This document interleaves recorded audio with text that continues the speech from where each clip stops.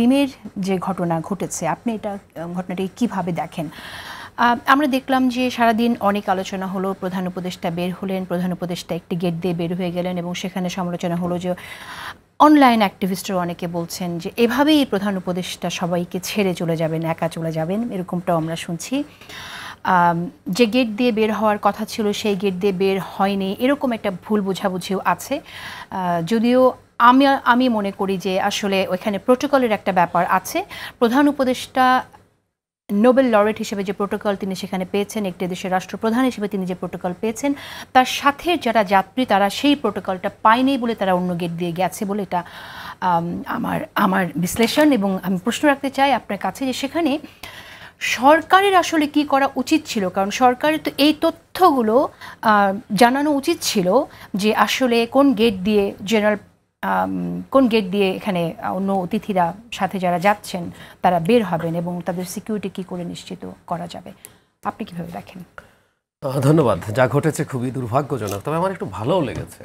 ভালো লেগেছে কেন সেটা একটু বলি। আমি দর্শকদেরকে অনুরোধ করব, অনেকেই দেখেছেন ভিডিওটা, কিন্তু একটু শোনার জন্য। দেখবেন আক্তার হোসেনকে একটা ডিম মারা গেছে, তার গায়ে একটা ডিম লাগানো গেছে। কি উচ্ছ্বাস আওয়ামী লীগের! মানে সেই আওয়ামী লীগ যে আমাকে কাল ধরে নিয়ে গিয়ে খুন করে ফেলতো, গুম করে ফেলতো, সেখানে একটা ডিম একজনের গায়ে লাগাতে পেরেছে, আনন্দ প্রকাশ করছে। মানে আওয়ামী লীগের এই পতন, তার মানে স্বৈরাচারী আচরণের, তার বিভৎসতার এই পতন দেখা আমার কাছে খুব ভালো লেগেছে। বাংলাদেশেও কিছু করতে পারছে না, এখানে নাকি এত আওয়ামী লীগ, ঘরে ঘরে 40% আওয়ামী লীগ, কেউ কিছু করতে পারছে না। শেখ হাসিনা ডাক দিলে 10 জন মিছিল করে পালিয়ে যায়, বিদেশে গেছে, তারপর তারা এটা করতে পারে। সেই কারণে একটা ভালো দিক আমি খুঁজে পেয়েছি।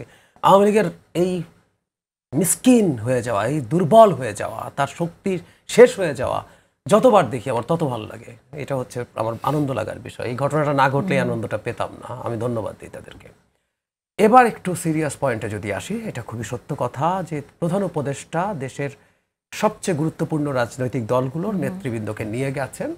আমরা এটুকু বলতে পারি যে এখানে আমেরিকার মাটিতে এখানে খুব বিভৎস ভয়ঙ্কর কিছু ঘটে যাওয়া সম্ভব না, এটা মানতে হবে। অস্বাভাবিকও না, আমি কত স্বাভাবিক আমার সন্দেহ আছে। কারণ হলো আওয়ামী লীগ মানে দিনের শেষে আসলে মানে আপনি কোন দেশে আছেন সেটা ম্যাটার করে, আপনি কতটুকু আইন ভাঙবেন। তারপরও যা হয়েছে, শুধু সেটা না, ধরলাম ডিম টিমের ঘটনা নিয়ে যে পুরো হেনস্থা করার চেষ্টা হয়েছে, এগুলোকে আজকে ঘটলো। আমি যদি একটু পেছনে যাই, যে সরকারের রিল্যাক্টেন্স, আজকেও কিন্তু সরকার দুঃখ প্রকাশ করেছে। ওনাদের কাজ হচ্ছে এনজিওর মতো বিবৃতি দিয়ে, আমরা প্রায় বলি না এনজিওগ্রাম সরকার। ডক্টর আসিফ নজরুল জেনেভাতে হেনস্থার শিকার হয়েছেন না, অন রেকর্ড আমরা দেখেছি। ব্যবস্থা হয়েছে? হয়নি।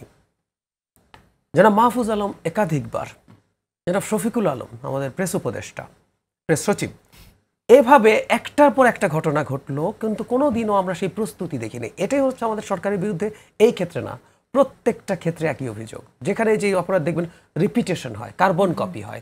সেই কারণে আমি মনে করি যে সরকারের এই জায়গার দায়ভার সরকারকে আসলে দিতে হবে।